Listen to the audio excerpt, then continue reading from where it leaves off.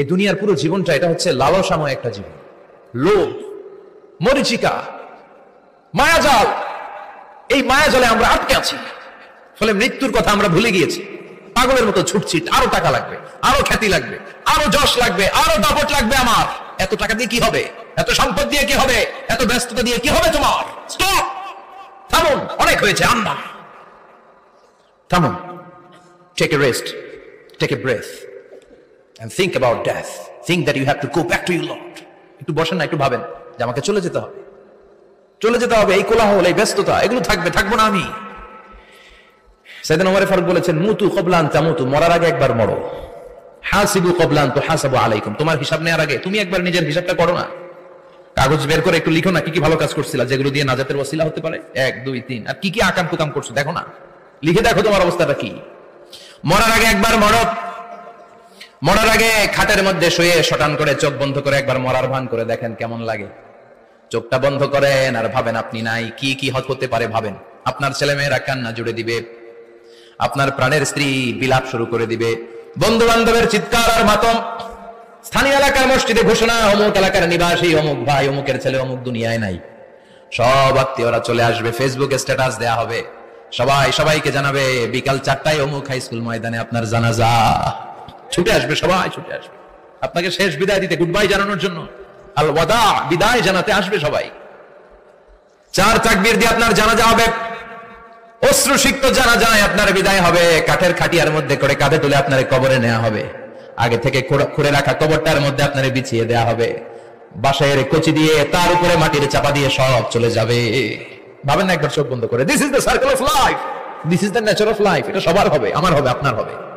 এত মায়া, এত ভালোবাসা কই যাবে? কেউ থাকবে না, সবাই আপনার অন্ধকার কবরে রেখে দিয়ে চলে আসবে। উপরে বাঁশের কঞ্চি, তার উপরে মাটির চাপা, অন্ধকার আর অন্ধকার। এই অন্ধকার যেন শেষ হতে চায় না, শুধুই অন্ধকার, ঠিক কিনা? এজন্য আমাদের চলে যেতে হবে। দাদা গেল, চাচা গেল, মামা গেল, আমাদেরকেও যেতে হবে, জোরে কোন ঠিক কিনা? একদিন মাটির ভেতরে হবে ঘর রে মন আমার, কেন বন্ধ দালান ঘর, প্রাণ পাখি উড়ে যাবে পিঞ্জর ছেড়ে,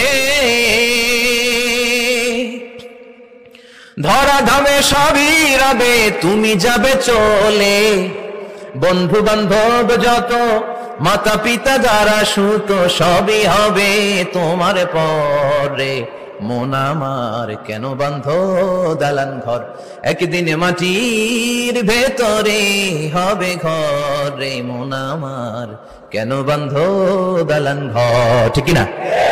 সব করে থাকবে, চলে যেতে হবে আমাদেরকে। এজন্য আখিরাতের কথা যেন আমাদের স্মরণ হয়। বিশ্বনবী বলতেন, নাহাইতুকুম আন জিয়ারাতিল কুবুর, আমি তোমাদেরকে কবর জিয়ারত করতে আগে নিষেধ করতাম, কিন্তু এখন নিষেধাজ্ঞা প্রত্যাহার করে নিলাম। এখন সবসময় তোমরা কবরের সামনে যাবা আর জিয়ারত করবা। কবরস্থানে জানতো বড়ুয়া কৃষ্ণপুরের এই গ্রামের কবরস্থান আছে কোন দিকে? পূর্ব দিকে আছে, গোখার জলের দিকে। জান আপনারা? একটু যাবেন, একটু গেলে আখিরাতের কথাটা স্মরণ হবে। ওখানে ছোট শিশুরা শুয়ে আছে, কিশোর যুবকরা আছে, আপনার মতো তাগড়া যুবক, মুরব্বীরা আছে। এরা এই এলাকায় থাকতো, এরা আকাশ থেকে নেমে আসে না, এই এলাকার সন্তান আজ নাই। একটা সার্টেন পিরিয়ড শেষে আপনিও থাকবেন না। This is the nature of life, this is the circle of life. ছোট্ট শিশু হয়ে এসেছিলেন, শৈশব, কৈশোর, যৌবন, প্রৌঢ়ত্ব। আগে ছিলেন সিঙ্গেল, বিয়ে করে হয়ে গেলেন ডবল। এরপরে আল্লাহ আপনাকে একটা মেয়ে দিল, এরপরে মেয়েকে বিয়ে দিয়ে শ্বশুর হলেন, এরপরে ওই মেয়ের ঘরে সন্তান হতে নানা হলেন। আর কতদিন? অনেক দিন হলো তো, অনেক লম্বা সময় পেয়েছেন আপনি। Think about that. এবার যাওয়ার কথা ভাবেন, আখিরাতের সামানের কথা ভাবেন, ফিরে যেতে হবে। কি শক্তিশালী যুবক, বার্ধক্য চলে আসলে লাঠি ছাড়া চলতে পারে না। কুচকুচে কালো দাড়ি সাদা হয়ে যায়, দাড়ির শুভ্রতা, বয়সের ভার, রং ধরা যৌবন জং ধরে শেষ, ঠিক কিনা? This is the circle of life. যুবক ভাই, এটাই জীবন, চলে যেতে হবে, কেউ থাকতে পারবে না, ঠিক কিনা? এটা রিমাইন্ডার আল্লাহ এই সূরার ভিতরে দিয়েছেন যে তোমাদেরকে ফিরে যেতে হবে। এই লোভ লালসা ছেড়ে দাও। রব্বুল আলামিন বলেন, আলহাকুমুত তাকাসুর হাত্তা যুরতুমুল মাকাবির। ও গোলাম, দুনিয়ার সম্পদ, লোভ লালসা তোদেরকে পাগল বানিয়ে দিয়েছে। এই লোভ পাগলামি কোনোদিন তোদের থামবে না যতদিন না তোরা কবরে ঢুকবি, ঠিক কিনা? কার কথা? আল্লাহ বললেন, দুনিয়ার সম্পদ আর লোভ আর মোহে তোমরা গাফেল হয়ে গিয়েছো। আখিরাতের কথা বেমালুম তোমরা ভুলে গিয়েছো। কিন্তু আখিরাতে তোমাদের যেতেই হবে, কবরের বাড়িতে তোমাদের ঢুকতেই হবে, ঠিক কিনা? যেতেই হবে, আমরা ভুলে যাই। আলহাকুমুত তাকাসুর, অতিরিক্ত পাওয়ার লোভ, বেশি বেশি খাওয়ার লোভ, বেশি বেশি জমানোর লোভ মানুষকে গাফেল বানিয়ে দিয়েছে। এটা মানুষের স্বভাব, আরো চাই আরো চাই, এই স্বভাবটা আছে না নাই? দেখবেন ছোট বাচ্চারা মসজিদের দোয়া অনুষ্ঠান শেষে জিলাপি দেয় না? বলে কৃষ্ণপুর কি দেয়? আগে বাতাসা দিত না, এখন কি দেয়? জিলাপি দেয়, মিষ্টি দেয়। তো মসজিদের 2-3 গেট থেকে যদি দেয়, ছোট বাচ্চারা দেখবেন এদিক দিয়ে কয়েকটা নিয়ে আবার ওই গেটে লাইন ধরে। ওর হাত হলো ছোট হাত, ওর হাত ভর্তি জিলাপি, আর নেওয়ার জায়গা না, এরপর আরেক জায়গায় লাইন ধরছে, আরো লাগবে আরো লাগবে, এই আরো আরো আরো চাই, এই স্বভাবটাই মানুষকে কুড়ে কুড়ে শেষ করে দিয়েছে। এত লাগবে কেন তোমার? চাহিদার কোনো শেষ নাই, unlimited demand of human being. যার আছে বেশি তার চাই বেশি, যার সাইকেল আছে তার হুন্ডা চাই, হুন্ডা আছে তো প্রাইভেট কার চাই, প্রাইভেট কার আছে তো প্লেন চাই, প্লেন আছে তো হেলিকপ্টার চাই, হেলিকপ্টার আছে তো ওইটা চাই, ওইটা আছে তো সেটা চাই, ঠিক কিনা? এলাকার মেম্বার যে হয়েছে চেয়ারম্যান হতে চায়, আছে না নাই? চেয়ারম্যান সাহেব এমপি হতে চায়, আছে না নাই? এমপি সাহেব মন্ত্রী হতে চায়, আছে না নাই? মন্ত্রী সাহেব প্রধানমন্ত্রী হতে চায়, আছে না নাই? কিন্তু এই দেশে সুযোগ নাই। কথা কন, এই দেশে প্রধানমন্ত্রী সিলেক্টেড, 2-3 জনের বাইরে কেউ প্রধানমন্ত্রী হতে পারবি না, ঠিক কিনা? আমার এই জীবনে তো আমি 2-3 জনই দেখলাম। বেগম খালেদা জিয়া, মাননীয় প্রধানমন্ত্রী শেখ হাসিনার ছোট্টবেলা দেখেছি এরশাদকে, আমরা তখন ছোট। তো মানুষের চাহিদার কোনো শেষ নাই, যার আছে বেশি তার চাই বেশি। এজন্য বিষ্ণু বলেছেন উনজুরু ইলা মান হুয়া আসফালা মিন, তোমার চেয়ে যে খারাপ আছে ওর দিকে তাকাও।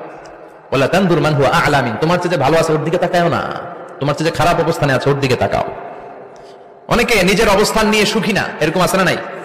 আল্লাহ আমার এটা দিল না রে, ওইটা দিল না রে, পাইলাম না রে, কিচ্ছু হয় না, কি করবো জীবনে, হতাশ। আসলে আছে কিন্তু অনেক, কিন্তু শুকরিয়া নাই, ডাকাত, ঠিক কিনা? নিজের অবস্থান নিয়ে সুখী না, কিন্তু অনেক লোক আছে তারা আপনার অবস্থানে পৌঁছতে চায়। তাদের দিকে তাকিয়ে দেখেন, আপনি যে অবস্থানে আছেন এই অবস্থানে পৌঁছাটা অনেকের কাছে স্বপ্ন। তারা প্রতিনিয়ত সংগ্রাম আর স্ট্রাগল করে যাচ্ছে আপনার অবস্থানে পৌঁছতে, আর আপনি এটা নিয়ে সন্তুষ্ট না। শেখ সাদির নাম শুনেছেন?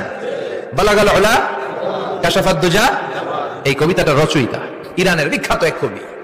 উনি একবার আর্থিক সমস্যার মধ্যে দিয়ে সময় কাটাচ্ছেন, টাকা নাই, পয়সা নাই, পায়ে দেওয়ার মতো জুতা নাই।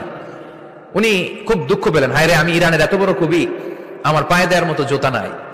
দুঃখ ভরা মন নিয়ে রাস্তায় হাঁটতে বেরোলেন। হাঁটতে হাঁটতে হঠাৎ দেখলেন একটা লোক শুয়ে শুয়ে কাঁদছে, ওই লোকটার 2টা পাই নাই, পাই নাই।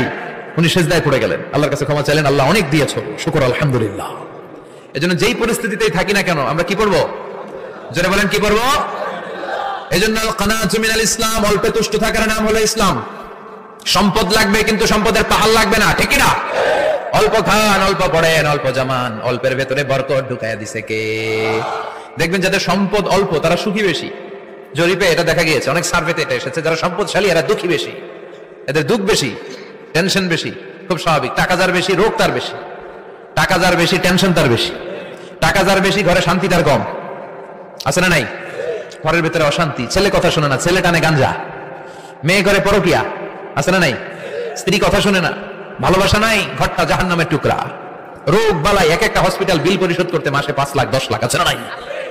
কিছু খেতে পারে না, ডাক্তার একেবারে ডায়েট মেনু বেঁধে দিয়েছে, ডায়েট, ভেরি ডায়েট মেনু, এটা এটা এটা এটা কিছুই খাবেন না, শুধু গরু খাবেন না, খাসি খাবেন না, চিংড়ি খাবেন না, খালি ঘাস খাবেন, ইচ্ছে মতো ঘাস খাবেন, মানে ঘাস জাতীয় যত আইটেম আছে সব খাবেন, শাক খাবেন, সবজি খাবেন, সালাদ খাবেন, গরু, চিংড়ি, মুরগি, গোশত, ইলিশ কিছু খেতে পারে না। তাহলে রোগ বেশি, খাওয়ার মজা নাই, ঘরে সাংসারিক শান্তি নাই, খালি ব্যারাম আর ব্যারাম, ঠিক কিনা? কিন্তু সম্পদের পাহাড় ঘটেছে। আর অল্প যারা খায়, অল্প পড়ে, রিক্সাওয়ালা, কুলিওয়ালা, অল্প বেতনের চাকরি, কিন্তু হক হালালি মেনে চলে, দেখবেন শান্তি আছে অনেক। হ্যাঁ, বাসা ভাড়া দেয়, ফ্যামিলি চালায়, বাচ্চাদের স্কুল বিল, এরপরও মাস শেষে 1-2 হাজার টাকা হাতে থেকে যায়। আর ওর প্রতি মাসে 10 কোটি টাকা ইনকাম, তারপরও ব্যাংকের ঋণ আছে না নাই? সুখ কারে বলে? কিভাবে আপনি সুখকে ডিফাইন করবেন? সুখ তো টাকায় কিনা যায় না, শান্তি টাকা দিয়ে হয় না, শান্তি দেওয়ার মালিক কে? শান্তি আছে অল্প খেয়ে শুকর করার মধ্যে, শান্তি আছে আলহামদুলিল্লাহর মধ্যে, চিল্লায় বলেন ঠিক কিনা? এজন্য অল্প খাবো, অল্প পড়বো, অল্প জামাবো, অল্পের ভেতরে বরকত দিয়েছে কে? দেখেন ধনী ভাইরা খেতে পারে না, কিন্তু রিক্সাওয়ালার কি সমস্যা হয়? রিক্সাওয়ালারা সব খেতে পারে, কুলিওয়ালা, দিনমজুর, এরা একেবারে স্লিম সুঠাম দেহি, মেদহীন পেট, পেটে কোনো মেদ নাই, ভুড়ি নাই। আর কোটিপতিদের মেদ আছে না নাই? এত বড় বড় পেট, ঠিক কিনা? আমাদেরও পেট আছে, তবে হালাল পেট, এটা হারাম টাকা দিয়ে এই ভুড়ি বানাই নাই আমরা, চিল্লায় বলেন ঠিক কিনা? রিক্সাওয়ালা, কুলিওয়ালা নিজেও নামাজ পড়ে, বউ নামাজ পড়ে, বাচ্চাটাও নামাজ পড়ে, রিক্সা চালায় আর জিকির করে লা ইলাহা